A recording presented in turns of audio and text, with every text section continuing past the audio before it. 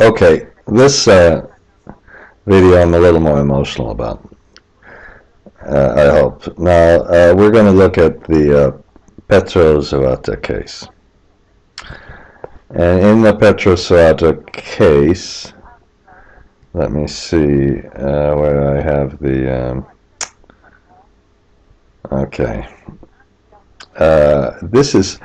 Oops. Oh, shoot. I opened the wrong file. We're just going to get the one page here. Suppose I put it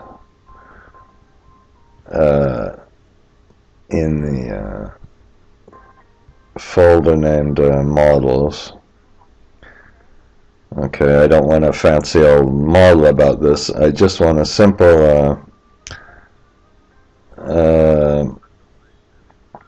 whereas I did one of the CFADS, but I'm looking for the one that just has the data itself. Okay. Now this is simply the data from the Harvard Business School case. Okay. I had this various... I don't understand the relevance of all this, but okay. I had the bond ratings, and then this one we thought was really important, the sources and uses of fund statement. This is kind of interesting. They had the integrated oil companies, and they had the problem with the country rating. Okay, and they were trying to show that this is such a really good transaction. Maybe they're right, because it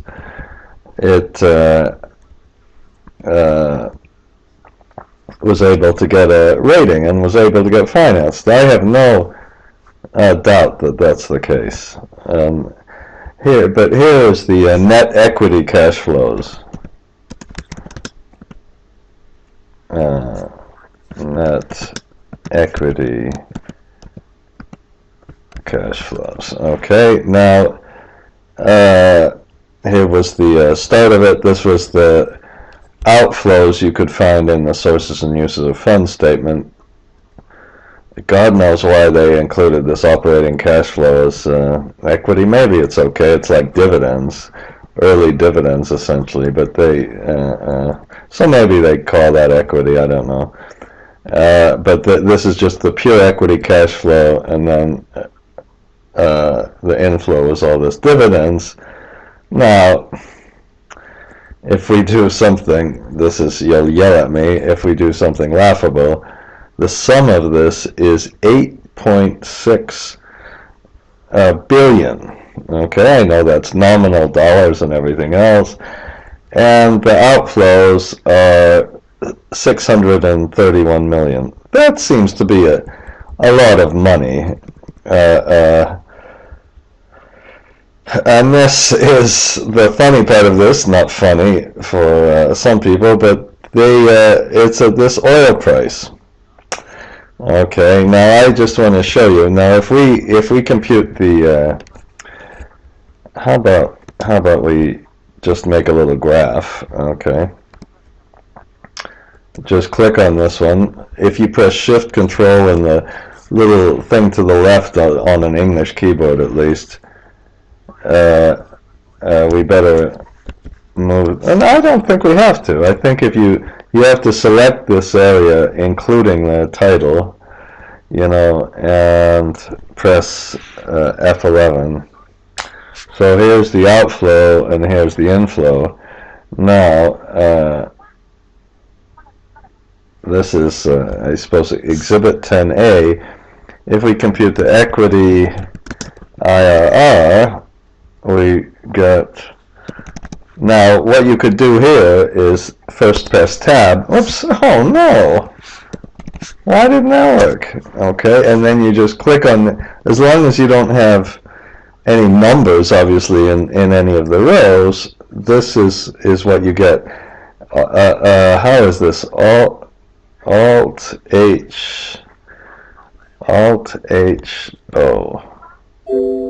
Alt-H-O, if you want an additional decimal. I hate that, but Okay, now if you want to go and put that here, you can put the IRR from the equity cash flow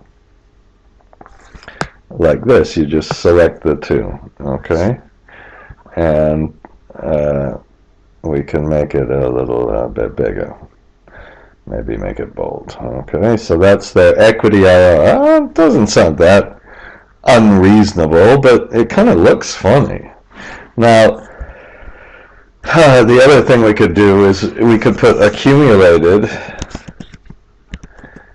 cash flow, and we can, this is, anybody from business school would scream at me about this one, but we could find out the payback date. The payback date is in 2002 here, so we could also put payback date.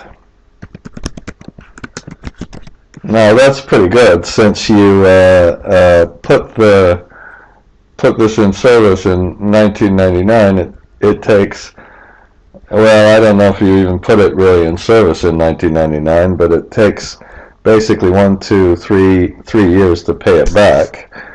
Okay, to do this, you can use the match function first. You know, I guess Excel must have listened to all the finance guys. Now, I think, even though I have that thing, whoops, the first you put match 0, and then you click on this, and of course I used to European keyboard, and then you can put enter, and that says it's on row 15. It goes to the last one. Now if you wanted to be a little more fancy, you could put 1, and then you can combine the match and the index. And you know, if you're very snobbish about Excel, you say in a very snobbish way, I use the index match. You don't say it match index, you for some reason say index match. So then we can put that on this one, okay, and you select the whole thing, and it tells you when the payback date is. Okay, so not interesting yet. Here's what I really want to show you, though. This is why the IRR is complete. You can say the payback is just a bunch of rubbish, and maybe it's okay. It doesn't account for risk, doesn't account for time value of money, all blah, blah, blah, blah, blah, blah. Let me take a sip of tea. But the IRR is just, if you get such a high IRR, the mathematics of the IRR is that you use the same discount rate as in the IRR, and then you kind of compute the growth rate. So if we compute the IRR, and we start with this one, I'm going to press F4, and then do I do this by hand? And then I put this one in. It's not. It's going to give me a number. Excuse me. Excuse me. Now, if I do this down here, I did it wrong. Just a minute. How come that didn't work? Oh, I didn't want the F4s, of course, in this one.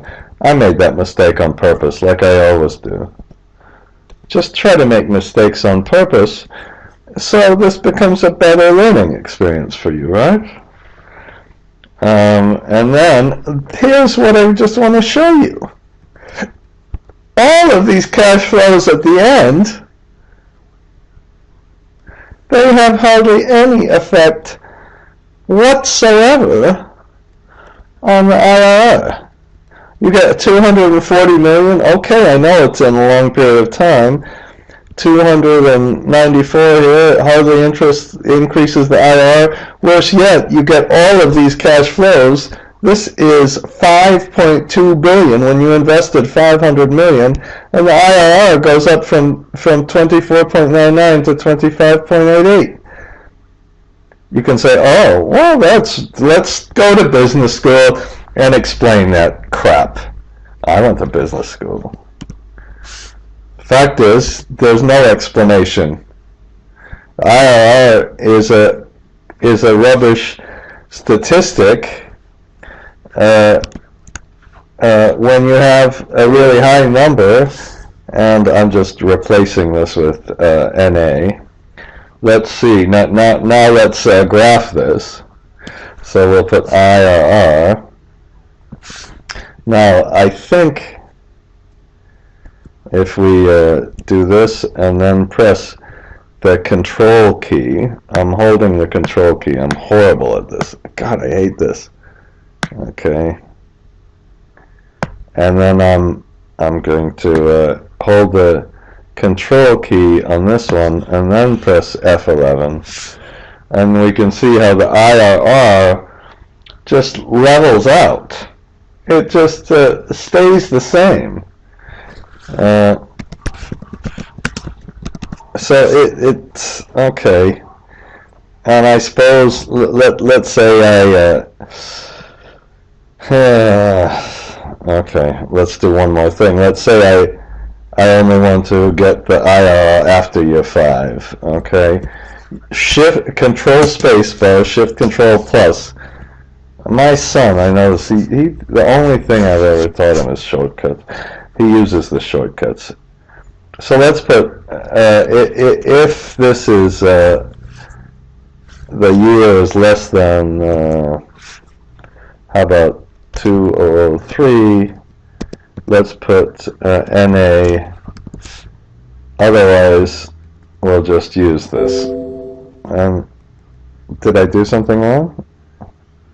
So now we're going to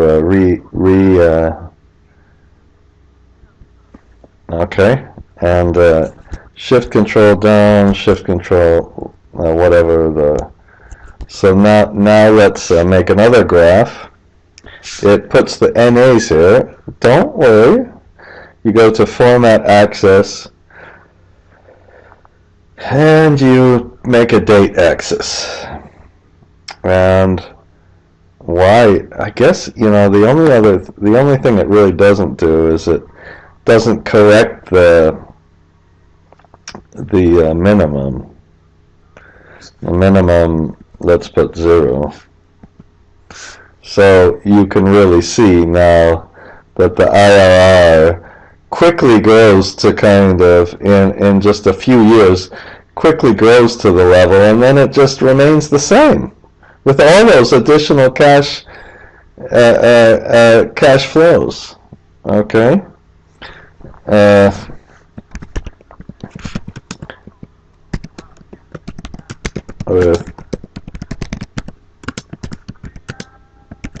With different exit end dates.